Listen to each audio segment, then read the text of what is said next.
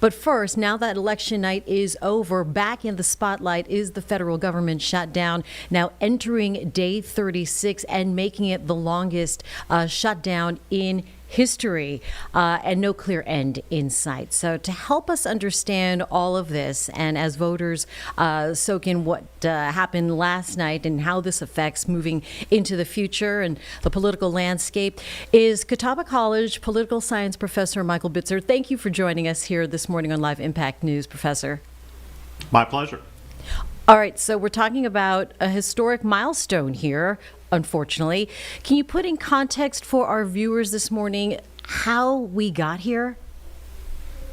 Well, there is a very clear divide between the two parties, particularly in Congress. Republicans want what is called a clean continuing resolution, or CR, which simply continues to fund the government's operations at the previous level.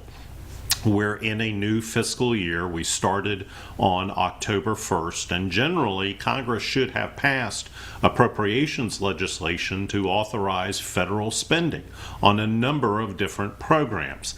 That has not happened in a number of years, and they use the continuing resolution dynamic to basically kick the can down the road to try and get to a budget in terms of funding the government. What Democrats have said is we want to continue the subsidies that were given to things like health care insurance and the ACA that are set to expire. And Republicans said, no, we're not going to include that. That's a separate negotiation. And so where we are, the continuing resolution passed in the House because of a simple majority, but in the Senate, you need 60 votes. You need to overcome a filibuster, and there are not 60 votes in the U.S. Senate. Republicans only control 53. They were able to get 3 Democrats to join them, but not close to the 60 votes required. And this is where we are. We're basically in a stalemate over government funding for a number of programs, and we're seeing the impact more and more on the average American. Now, we are hearing that some senators are maybe talking and making some kind of progress. As far as a timeline, do you think we're going to get there to some passing vote by the end of the week or maybe next week? What's your timeline looking like if you were to predict? Predictions in politics are always precarious, and I'll leave it at that. Okay. But I think what we have heard are these very quiet negotiations that appear to be bipartisan in nature between Republicans and Democrats to find a way to get past this impasse. And I honestly think yesterday's electoral dynamics and the results coming out of the 2025 elections probably are going to put more pressure on Republicans to end this particular stalemate and give Democrats the advantage going into these negotiations. If we see something happen, let's say in the next week, that's probably the indication, but we'll have to also closely watch what the president's tone and temperament is. He's not going to be happy about the election results coming out of last night, and if he can use this budget impasse as a continuing threat, we'll have to see how he decides to work towards either getting this resolved and off his plate, or is he willing to double down and, basically prolong this kind of impasse? We haven't seen, as you said, anything like this, and I think pressure on congressional Republicans is probably going to be greater than on the White House. Let's talk about, on a state level, the Carolinas and last night's elections and the impacts that maybe we are experiencing here from the shutdown that might not be making the headlines as much. What is your take on that? Well, I think certainly, we're hearing much more about SNAP benefits, the Supplemental Nutritional Assistance Program that low-income North Carolinians and Americans rely on. Whether that's going to be either half-funded or fully funded, that debate is still very much up in the air, but we're starting to see concrete impacts on Americans because of this government shutdown. One of the big things looming in the next couple weeks is holiday travel. Thanksgiving is always known as one of the most intense travel periods in America. And if folks like TSA agents, if air traffic controllers are still not getting paid after 2 months, could we see further long lines at Charlotte Douglas? Could we see, the impact there? I think that that's probably going to be a pressure point to resolve the issue before we get to Thanksgiving. But again, no predictions being made in any way, shape, or form over this issue.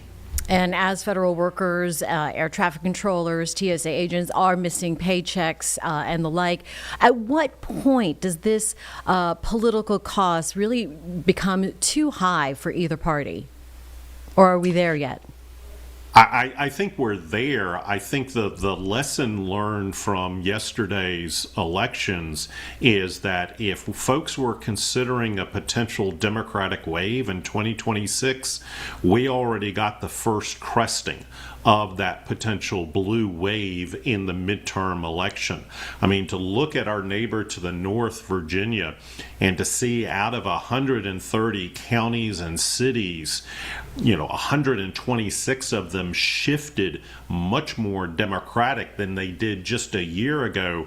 That to me is the canary in the coal mine, particularly for Republicans, to say, we're looking at a classic midterm election. The dynamics in 2026 means that probably the president is going to be highly unpopular. There are concerns about the economy, and North Carolinians show that particular concern in the latest Catawba YouGov poll. Those two factors combined mean oftentimes very bad results for the party in power, and that party in power this year are the Republicans in D.C. How do you see this ending? What are some of the realistic scenarios? I think the most realistic scenario is going to be within the Senate, a rump group of Republicans who are probably more moderate, say someone like Tom Tillis, will broker a deal to get to 60 votes to reopen the government, to provide those subsidies for health care and the ACA benefits.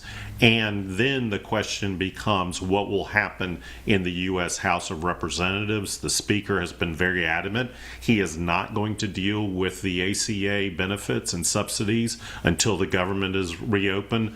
But does the pressure of Tuesday and the vulnerability of some Republicans in the House mean they are going to basically bite the bullet and pass whatever the Senate proposes?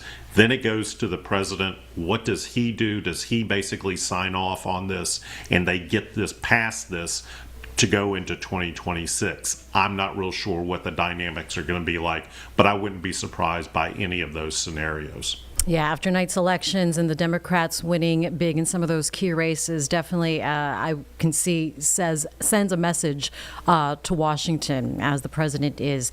It seems to be distancing himself a little bit, saying that, well, I wasn't on the ballot last night. He can say that he wasn't on the ballot, but I think all the signs point to, indeed, his name may not have been on the ballot, but his policies and he were on the ballot of the voters' minds. Is this political theater that we're witnessing? When isn't politics theater nowadays? More so, yes. Yes, I think certainly they're if Republicans are thinking about waking up this morning and thinking, all right, how do we get out of this situation, they're going to have to basically make the shift themselves. And I think that this is probably the warning sign to them to say we need to move back to what Americans are really concerned about: the economy, affordability, all of these issues. But the president is known for being somebody who is very stubborn when he comes to an issue or an idea. He is willing to change at times, but he is really kind of doubling down and saying, I'm not going to reopen the government until I get what I want. That's not how this process works, and the pressure may be there for him to change and shift his tone. Yeah, we'll certainly be keeping a close eye on that. More to be revealed. Professor Michael Bitzer from Catawba College, appreciate your time this morning, and we expect to hear from the House leadership as well. They've been like clockwork, 10 o'clock every morning since the shutdown started.